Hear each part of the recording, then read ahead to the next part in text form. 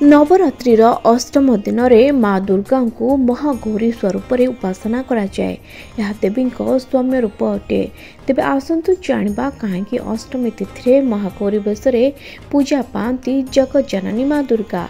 यही स्वरूप माँ संपूर्ण शरीर गौरवर्ण अटे। श्वेत वस्त्र परिहिता देवी दुई हाथ में डंबरू और त्रिशूल धारण करिथिबा बेले अन्य दुई हाथ में अभय प्रदान करिथांती। एही स्वरूप माँ नंदी उपरे विराजमान करिथांती। पौराणिक मत अनुसार भगवान शिव को स्वामी रूपे पाइबा पाई माँ कठोर तपस्या करथिले। सेथिपाई तांको वर्ण मलिन पड़िजिबा सह से शारीरिक भाव में दुर्बल हो जाइथिले।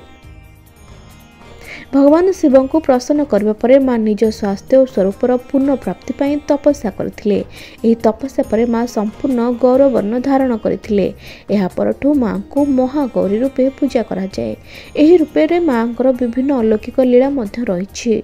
माँ दुर्गा को एही महागौरी स्वरूप को अन्नपूर्णा, ऐश्वर्य प्रदायिनी और चैतन्यमय बोली मध्य कहा जाए।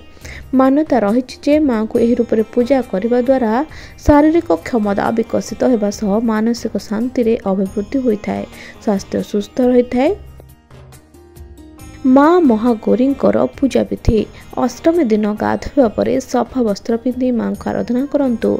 माँ को धला रंगर फूल वस्त्र प्रदान करंतु। पुरी सहित विभिन्न पनीपरिबा और नड़िया भोग करंतु। यहाँ पर प्रसाद को सभी मध्य बांटी दिंतु। यह द्वारा माँ महागौरी आशीर्वाद मिलिबो।